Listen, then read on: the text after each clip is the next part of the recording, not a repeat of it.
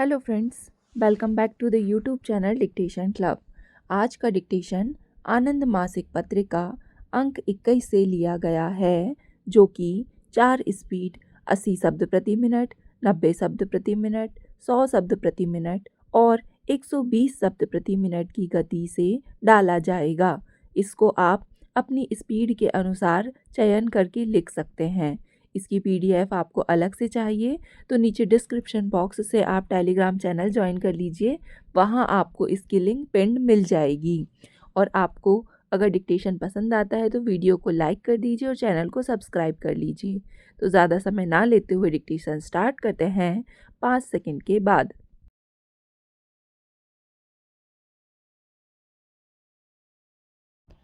उपाध्यक्ष महोदय, भूतपूर्व उप प्रधानमंत्री जनता दल नेता का मानना है कि वर्तमान में राजनीतिक वातावरण बहुत दूषित है। इसमें राजनीतिक नेता भ्रष्ट, चोर और लुटेरे हैं। ईमानदारी से बोलते हुए वे स्वयं को भी इसी वर्ग में खड़ा पाते हैं और जनता का आह्वान करते हैं कि वह इन नेताओं को जूते मारकर भगाए और भविष्य में इन नेताओं को चुनावों में हराए।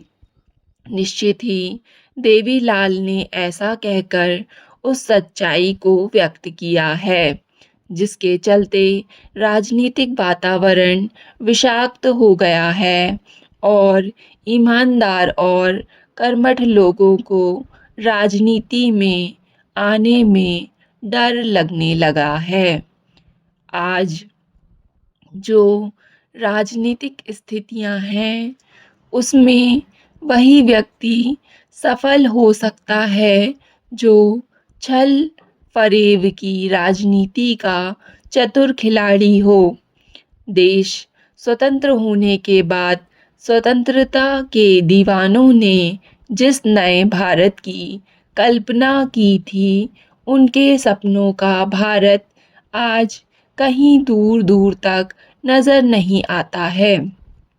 आज देश के जो भाग्य विधाता हैं, वे आकंठ बेईमानी और भ्रष्टाचार में डूबे हैं।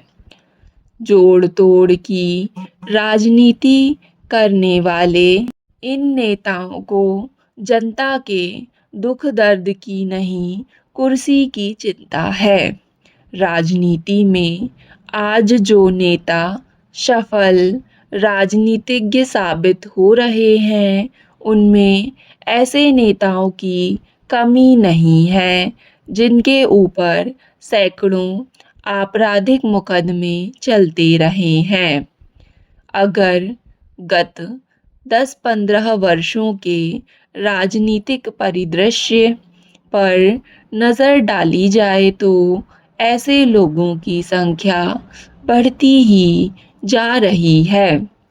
गत वर्षों में जो चुनाव हुए हैं, उसमें तो ऐसे लोगों को भी राजनीतिक दलों ने टिकट प्रदान किया है जिनके हाथ निर्दोष और मासूम लोगों के खून से रंगे हुए हैं। राजनीति में अपराधियों की संख्या बढ़ती जा रही है। पूर्व उप प्रधानमंत्री ने आज के राजनीतिक वातावरण पर इस प्रकार की टिप्पणी कर निश्चित ही साहसिक कार्य किया है, जिसके लिए वह बधाई के पात्र हैं। वे बिहार के मुख्यमंत्री को भी गरीबों का नेता बताते हैं।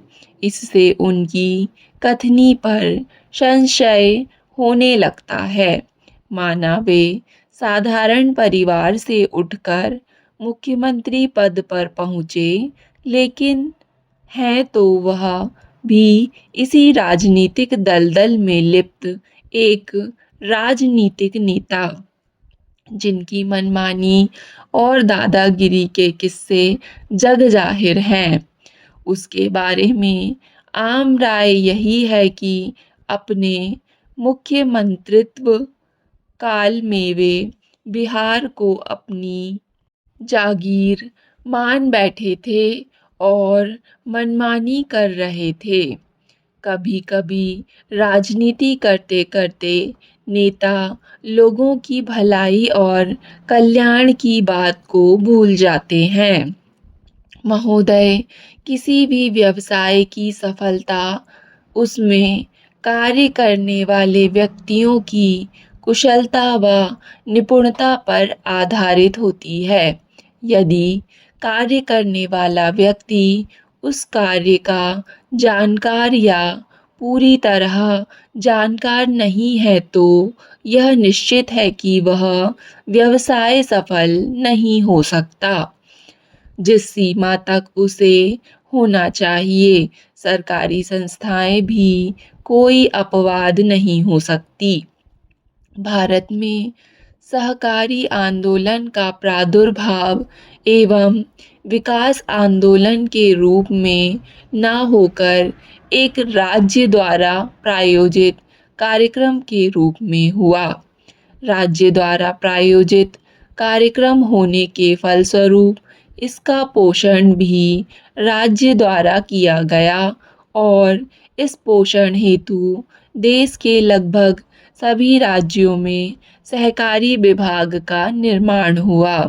चूँकि सहकारी आंदोलन राज्य द्वारा एक प्रकार का प्रायोजित कार्यक्रम था, अतः सदस्यों ने इसमें एक आंदोलन के रूप में भाग नहीं लिया और वे इसे सफल बनाने हेतु राज्य की ही जिम्मेदारी समझते रहे, जिसके फलस्वरूप सहकारी संस्थाओं के प्रबंध हेतु सहकारी विभाग से प्रतिनियुक्ति की प्रथा आरंभ हुई।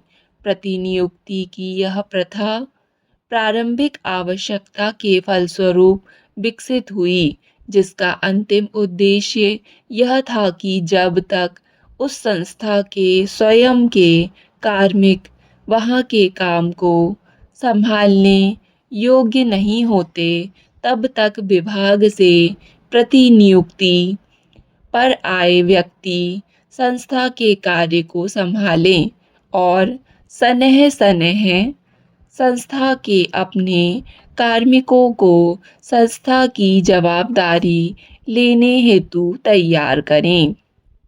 वस्तुतः ऐसा सभी संस्थाओं में हो नहीं पाया और आज अधिकतर राज्यों में प्रतिनियुक्ति पर सहकारी संस्थाओं में आए व्यक्तियों की संख्या बहुत अधिक है। सहकारी संस्थाओं का जन्म छोटे संगठनों के रूप में हुआ। ऐसे में प्रारंभ में संस्था का निर्वाचित प्रतिनिधि ही उसका पूरा कार्य संभाल लेता था। इसमें वह अपने सामान्य ज्ञान का उपयोग करता था, किंतु अब ये संस्थाएं धीरे धीरे बड़े रूप में विकसित होती गईं और ऐसे में यह अनुभव किया जाने लगा कि संस्थाओं का प्रबंध उन व्यक्तियों द्वारा किया जाए जो वास्तव में प्रबंध के जानकार हैं। आज प्रबंध में विभिन्न औजार और तकनीक विकसित हुई हैं, जिनकी सहायता से व्यवसाय के उद्देश्यों को प्रभावशाली प्रबंध द्वारा किया जा सकता है। चूँकि सहकारी संस्थाएं भी एक व्यावसायिक संगठन है, अतः इसमें भी आज प्रबंध के व्यवसायीकरण की नितांत आवश्यकता है। विभिन्न व्यवसायों में सहकारी संस्थाओं के अतिरिक्त अन्य प्रकार के निजी संगठन भी क्षेत्र में हैं। महोदय, यह स्वाभाविक है कि जब विभिन्न प्रकार के संगठन एक ही व्यावसायिक क्षेत्र में हो तो उनमें प्रतिस्पर्धा स्वाभाविक रूप से जन्म ले और ऐसे संगठनों में जो संगठन सभी रूपों में सुदृढ़ होगा वही उस प्रतिस्पर्धा में टिक पाएगा। आज निजी संगठनों में पूरी तरह प्रबंध का व्यवसायीकरण हो गया है। इन संगठनों में प्रबंध के नए औजार व तकनीकी के जानकार इनका प्रबंध कर रहे हैं। अतः ऐसे में ये संगठन अधिक सुदृढ़ता से कार्य कर रहे हैं, जबकि सहकारी संस्थाओं में अभी पूरी तरह प्रबंध का व्यवसायीकरण है। कुछ राज्यों में जैसे गुजरात आदि में जहां सहकारी संस्थाओं में प्रबंध का व्यवसायीकरण कुछ हद तक है, वहां ये संस्थाएं अच्छी तरह कार्य ही नहीं कर रही हैं, बल्कि उन्होंने निजी संगठनों को एक चुनौती भी दी है।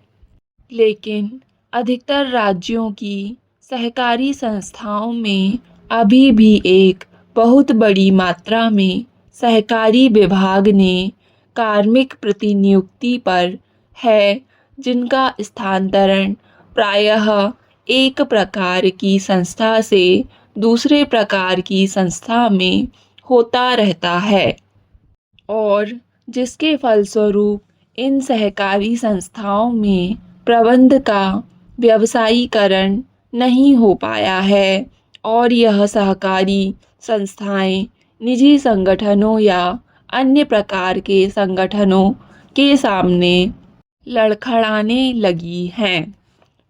डिक्टेशन पसंद आए तो वीडियो को लाइक तथा चैनल को सब्सक्राइब ज़रूर करें। धन्यवाद।